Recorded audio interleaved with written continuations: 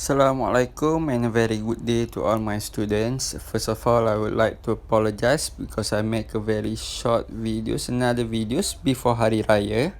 Right, we go into the part 3 on the chapter 5. Determine the moment of inertia for the area about the x-axis and the radius of gyration, which is kx. Right, so we get the figure here. Then you know about the x-axis here, right, from the origin, and then the object is touching with the x-axis, right? The solution will be very simple, right? We go for the next slide. I will show you the solution from the question here. So I put the figure aside so you can see it clearly how we make the solution. Okay, so here the solution consists of 4 steps. Okay, the first step here, which is we must know, determine the object itself. Okay, so there consists of 3 parts, which is one big rectangular, B which is a circle, and then the last one is triangle. Okay, triangle yang hujung ni lah. Okay, so you boleh tengok triangle kita tak nampak tapi dia triangle lah dekat situ. So dia touching dekat x-axis. Okay, this is the first step, which is we must determine the common shape of the object itself. Then for the second step, right, we must determine from the ix. What is ix? We go from the part 2 from the chapter 5. I already explained it. Ixa, which is from the A punya shape, which is segi 4 lah. 1/2 bh cube plus a d squared. Okay, yang ni memang basic, simple, so you have to remember. Okay, yang ni adalah big segi 4. Okay, so we already know about the equation, the standard equation, so we just put the numbering lah. Alright, so kalau dekat sini you boleh tahu 1/2. What is the base? Base dia panjang tu lah. Okay, yang mana daripada x, okay, 100 tambah 100 tambah 150.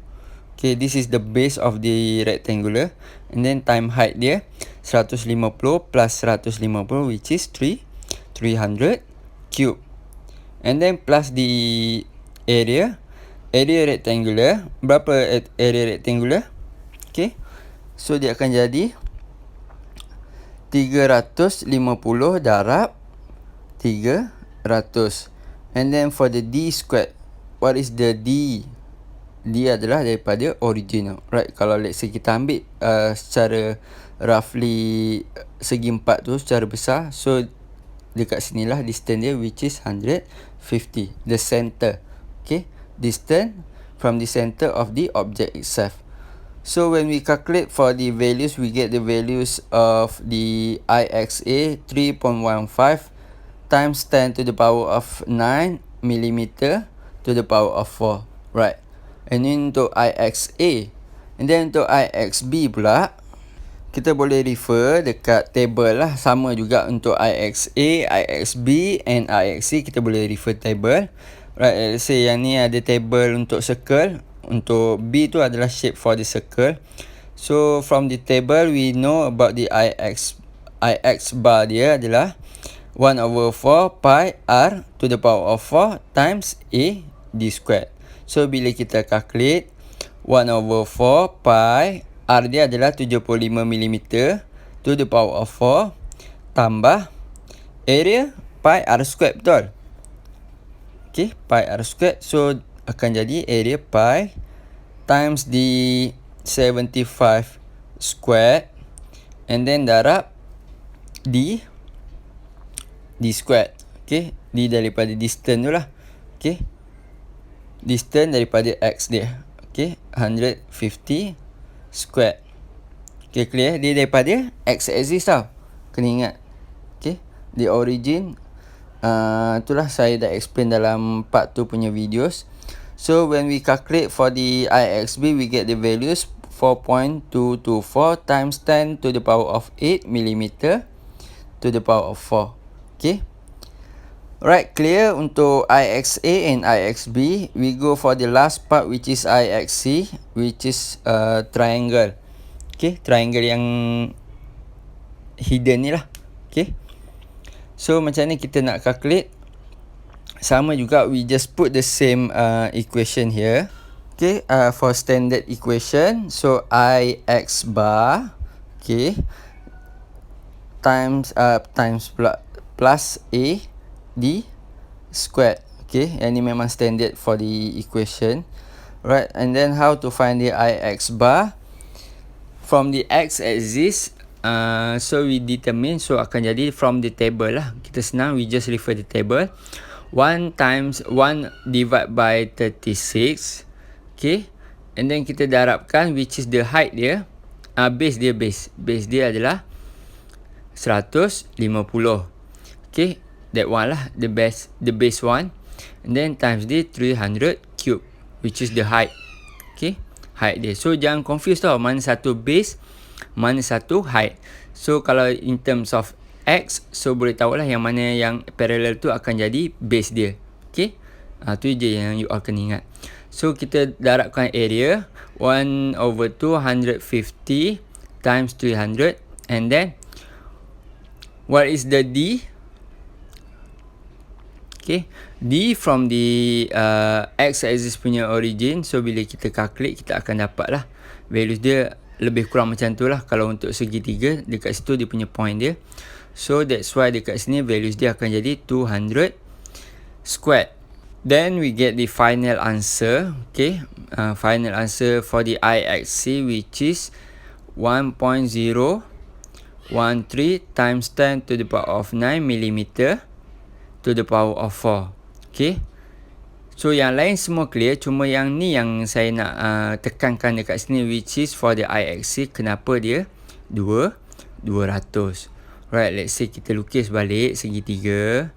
Okay, segitiga yang tu lah, yang C tu.